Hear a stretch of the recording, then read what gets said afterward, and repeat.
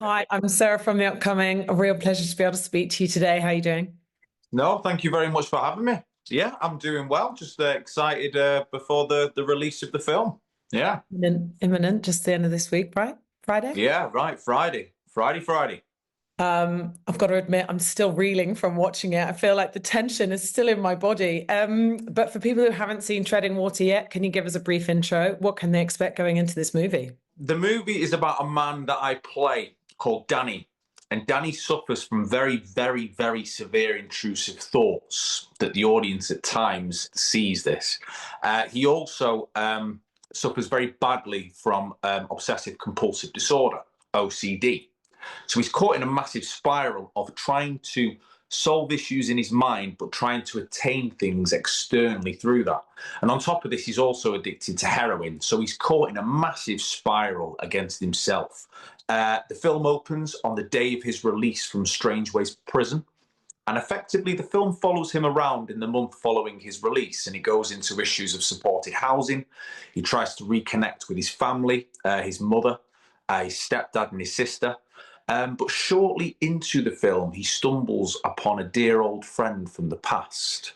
And I won't go into it too much because I don't want to do any spoilers. But he, in effect, almost uses this friend that he meets as part of his new obsession in order to try and solve the troubles in his head. It's not an easy watch, and quite a challenging character to take on. And the fact that you're tackling here drug addiction, like you said, OCD. When you read the script, what sort of drew you in? Because I guess although it is sort of difficult to tackle these topics on screen, it also feels quite necessary. Because I don't know if we do see characters like this represented in British cinema quite enough. So No, what did you take it on?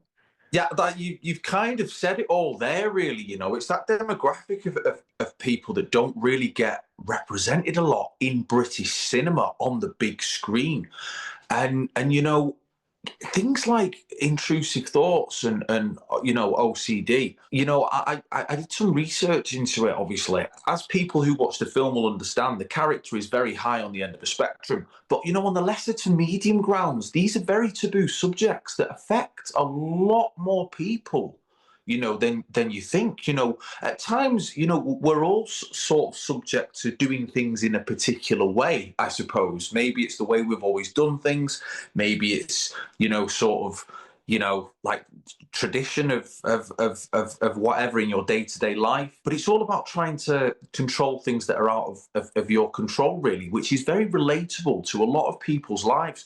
So it was that really, and on top of that, the character is from the city that I'm from, that I love, and I get to represent the city.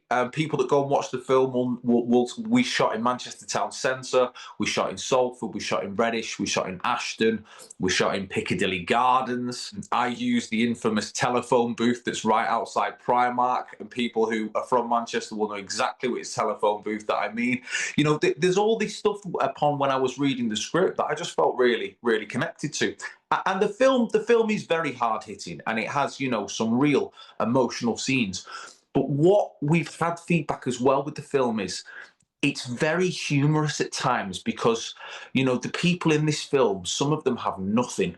And when you have nothing, sometimes all you have to cling on to is your sense of humor. So while there are some really unexpected funny moments in this film that arise from situations in which you wouldn't expect at all, which in my opinion makes it even funnier. So it's got a bit of everything really, and that's what really drew me into it. Real people, real situations, and very three-dimensional sort of characters. And in terms of sort of finding your Danny, was a lot of it there in the script? Did you have to say, like, doing a bit of research, whether that's people who have suffered from drug addiction, that are suffering from OCD? Because it's not only the emotional state, it's also the physicality and maybe some of those tics. Yeah. Kind of how did you go about kind of finding how you think he would behave? Yeah, I mean, as you can imagine, it was a very interesting, complicated in the best way and challenging in the best way of characters to play. Gino Evans, the writer and director, had this in his mind for the past 10 years because he has experience of working with people that the film represents.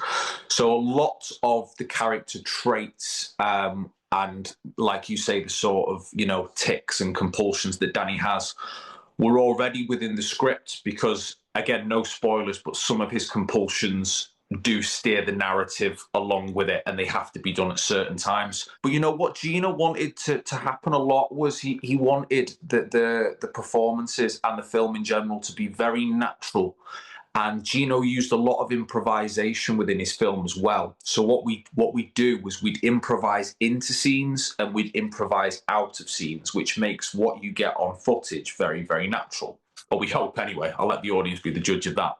So within this, what Gino said was he'd almost at times give me free rein as and when for Danny to have, like you say, these little quirks and traits with the character. He taps quite a lot and things like that. So yeah, the interesting thing is that we didn't know really, no take was ever the same. And at times we didn't know what Danny would do in certain moments, which was very interesting to play. Because I guess in real life, you wouldn't know what this person would do next, So the way that Gino films really did enhance the character. Me and Gino spoke at length before about, Danny's backstory, what he'd possibly been through. We discussed things, again, I'm not going to spoil it too much, but a specific number in his head that he was obsessed with. So it was a mixture of things, really, Sarah. It was a mixture of things with, doing my research into the character. But on top of that, the way that the director worked was very instinctual as well. And I really do think that the way that Gino worked in the character's favor because he wanted it to be so natural and spontaneous. And people like him are very instinctive. So a massive mixture, really. So, yeah, hopefully we got it nailed on with how we all approached it. I think what's quite clever about it, because it kind of actually shows us, the intrusive thoughts being played out. So you're never quite sure what's really happening and what's in his head. Yeah. Which adds to the tension. And did that also give you slightly more free rein to envisage what he might have in his head? The first time it happens, it's so shocking. Yeah. They might have also been some of the hardest scenes to film because that's where there's the most explosion of violence or the most explosion of something that we're not expecting him to do. So what was it like doing those scenes in particular? Yeah, doing those, intrusive thought scenes was, you've seen it. So, at times it's pretty intense. And you're almost living in two worlds with the character. So, those moments in which you are inside Danny's mind and the audience at times doesn't know whether it's, in the head or out of the head. They were really hectic to shoot because, they are some of the things in which, none of us would ever want to think about and act on. So it was almost like playing a sort of a Jekyll and Hyde character because, Danny's scared of his own mind and he isn't a violent person. So to actually play him literally as people see him in the real world, it was all about that containment as well. With Danny, it's not just necessarily about showing the audience when he's feeling this. It's almost about when he's trying to hide feeling it as well, which is almost just as powerful. So it was a massive challenge. And it's funny because as an actor, one of the main rules or one of the basic rules is, you are taught to listen. Listening is the most important thing about being an actor because you listen and you respond. But to play a character at times that is actively not listening and has to be in his own head a lot of the time was quite contradictory because it was like, he's supposed to be, away in his own world quite a lot. So it almost went against your instincts as an actor at times. So massive challenge. The actual physicality of some, I'll call them stunts because that's what they were. Some of the stunts in which we shot are very hectic. And that was a massive challenge, but everyone dug really deep because it was, we wanted these things that are in his mind. They are very absurd, but the film itself is a very naturally done film. So it was all about finding that balance between making it very, very, very absurd, but still completely real, So really, really interesting character to play and very rewarding. And I just wanted to do him justice, because he's a real person. There's always a reason as to why someone's acts like this and has been through what they've done, really. So yeah, I felt a massive personal connection to him. I guess if I had the feeling of this, sort of stress and tension watching the film, I can't imagine what it was like playing the character. How did you sort of cope with that? Because I don't think there's a scene in the film where he's able to just be completely relaxed. No, yeah. You had to sort of take breaks, or did you have to sort of disconnect, or did it take some time after shooting to kind of completely remove yourself from the character? Yeah, I mean the shoot was intense, but in the best of ways. I absolutely love acting, and I love my job, and I love to go into the character beforehand, do the research, and being on a film set's great as well. And it's where I feel at home. So it was a real challenge, but it was always an enjoyable one. And I'm always up for work, and I'm always up for the shoot. So yeah, of course it was hard work. It took it out of you. It was always very sort of enjoyable.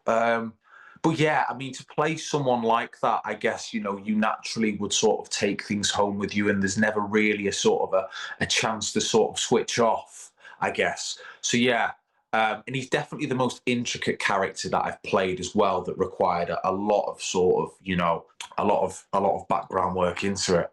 But one of the main things I got from the film and being, the lead character in it is I got to work with every single person within the film. Sometimes when you do things, you work with a certain section of the film or television show or whatever, and then it all comes together and there it is. But I was very fortunate to I think Danny's literally in every single second of the film. So I worked with every single person.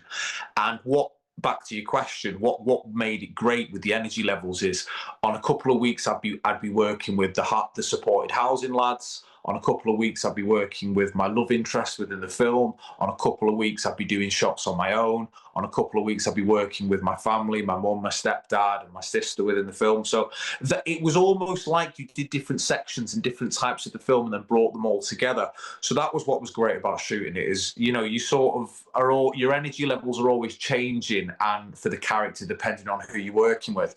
And I can't speak on behalf of myself. I'll let the audience be the judge of that, and yourself and you guys. But what I do know is that every single person who plays the characters that I work with in this film, they are all absolutely brilliant. Everyone is that character. And I was just in awe of, being able to work with these people, and to play the person that was in it the most with the quality that surrounded me was an incredible experience, and really adds a real great layer to the film. So yeah. In terms of, the takeaways, I mean, I guess it's a kind of film that I think, is quite a visceral experience to watch it, and you're really sort of drawn into the character.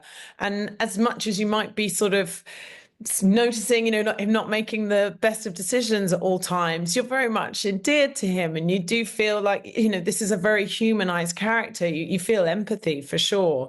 So do you think, in terms of the conversations it can prompt, what have you found that people have taken away from the movie? Thanks, Sarah. Yeah, exactly what you said. Really, when I got the scripts, and me and Gino, the writer, director, and Ben Toy, producer, were discussing it. We wanted to make the film a very real film. And, there are situations within the film in Danny's mind where it isn't all, completely, at times what would happen in society. But what we wanted to do was we wanted to make Danny a real person, because what happens is you run the risk of Danny's character being in a different film to everyone else if you do it a certain way. And we didn't want to do that, and we haven't done that. And yeah, it was all about, Danny, my character, again, I don't want to say too much, but he's not an angel. He comes out of Strangeways prison at the beginning of the film, and, his decisions within the film at times aren't, particularly, great into how people would react, or, he's very impulsive. So, it wasn't about justifying his actions necessarily. It was about holding a lens up to a person that needs help, that isn't getting it. And why does this person act the way that they do? and why does he feel at times that this is not just the best, but the only way that he can deal with things, because he's slipping through the cracks of society.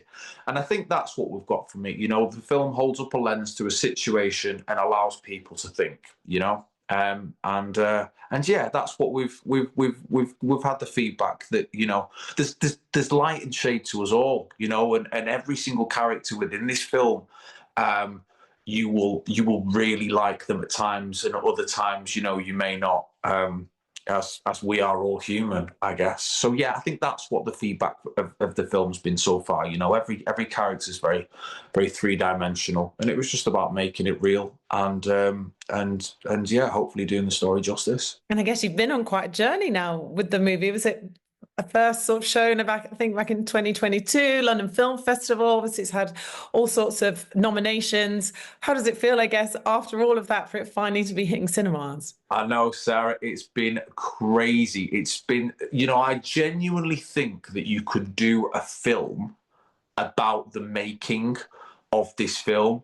Gino Evans and Ben Toy, two absolutely beautiful human beings. They made a production company. This is their first feature film. Everyone dug really deep. We did it on not much money at all.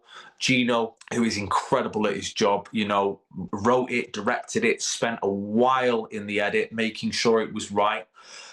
We shot it in 2022. That's right, yeah. Gino edited it in 23. We got into the BFI London Film Festival as our world premiere in 2024 in October. The film got nominated for 3 British Independent Film Awards, or longlisters, should I say, including myself, incredibly, for breakthrough performance that was just mad. The film was also up for the Raindance Maverick Award, and Ben Toy, the producer, got officially nominated, and we were all at the British Independent Film Awards against some really, really big films. Sean Baker and Honora, Mikey Madison was there. Who are now Oscar winners. It was just a remarkable achievement. And then we took the film to Manchester, gave it its northern premiere, and now we're coming out to cinemas on the 25th of April, and we're on Apple TV and Amazon Prime from the 12th of May. So it's been an incredible journey. It's almost sort of like a dream situation, really. You do a film, you think it's good, everyone's fought really hard. You don't hear about it for a while because that's what happens. You shoot it as an actor, and then whatever happens will be. And now this has happened. So yeah, just trying to ride the wave, enjoy it, and more importantly, I hope that people, get something from the film, because I don't think a lot of films like this are made. And I think that, this hopefully could be a catalyst for a lot more northern feature films to be made, because it's very difficult to get a feature film made. And yeah, we just need more of them in Manchester and other surrounding areas up here. How do you see this fitting in with your career? I mean, it must have felt quite a world away from your Emmerdale days, and I know you've done some stage work with the Full Monty. How do you feel like this contrasts to what you've done before, and where do you hope it takes you next? Yeah, I mean, that's the thing about acting, is you're employed to be people, that you're not. And yeah, I did Emmerdale. I was 19 when I started Emmerdale, and I'm 31 now. And I can still remember the phone call when I got the part like it was yesterday. It's crazy how that time's flown. And yeah, Finn was a wonderful character. Very proud to have played Finn, and I'll always carry him in my heart. But he was massively different to the character that I play in this. I've done a lot of stage work in between that I've been very grateful for, because stage is sort of, at times, as they say, an actor's medium. There's no cut, there's no takes, you don't get to do it again. You really do delve into the text on stage. And yeah, I've been part of a fair few really cracking stage shows in between, including the Full Monty. There was a lot of fun, a lot of comedy, and a great crew to do it with. And yeah, with this is massively different to anything that the audiences will have seen me do before. But strangely, it's probably the closest thing to, and I know that's weird saying because the character is very off the wall, and I'm not saying that, but in regards to sort of, the character himself, and perhaps, how he looks and speaks, I am from the area. So I am very glad to have been able to have represented my city and to have put a mark, hopefully, on a character from that city. I do love the particular way in which this film is shot. You know, sort of very, very natural, you know, film with a lot of improvisation. I do really like working like that. I love working in film as well, you know, because I don't know, there's just something special about film. Improvisation can strike and inspiration can strike from a director. And it's great to be within a world that the director has created. I think Willem Dafoe said something really interesting that I heard the other week, and that's that a film really is the universe of the director, and it's their universe. And as the actor, you go into these different universes and you go and explore. And I thought that was a really, really good way of describing it. And I've really, really enjoyed being the guy that goes into Gino's universe within this film and has explored it. And yeah, I do. In all honesty, yeah, I'd hope to do, you know, a few more feature films. That'd be amazing. But you know, being an actor, it's unpredictable. So we'll just have to see. But what I do know is right now, I'm very grateful to be a part of this. I think you've got, is it a Radio 4 show coming out? Is that what's That's right. Yeah, I did. Yeah, I did a Radio 4 production just a few months ago, and I believe that is now on BBC Sounds. So yes, it's called the Fury. And if you were going to pick a director you would love to work with in future, or a genre you'd love to try, like what might be on your bucket list? That's a really good question. Treading Water, the sequel. How about that with Gino again?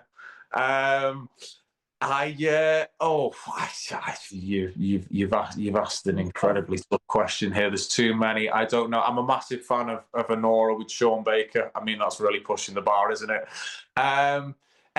You know, I love people like Shane Meadows. Shane Meadows, I watch all of his stuff. He'd be great to work with. But yeah, who knows? Gino and Ben again. They've been amazing, and I think we've got a good product. So why not? We'll have to see. I don't know. I could answer a million and one answers to that, Sarah. Sean Baker's a good one. Yeah, I think Sean Baker is a good one. Have you seen it? It's amazing, Anora. Amazing. And has that same sort of feeling because it feels very authentic and very naturalistic, but also slightly off the wall. So yeah, maybe some. Yes, that's the interesting thing. Off the wall, but naturalistic, because it's a very difficult thing to do that as a director. You know, I'm not a director, but you know, the way that people are able to sort of create absurd but very natural. Yeah, it's a talent. Some people are incredibly gifted at doing that. Thank you so much for sharing all that with me. Huge congratulations on the film, and I can't wait for everyone else to see it from Friday.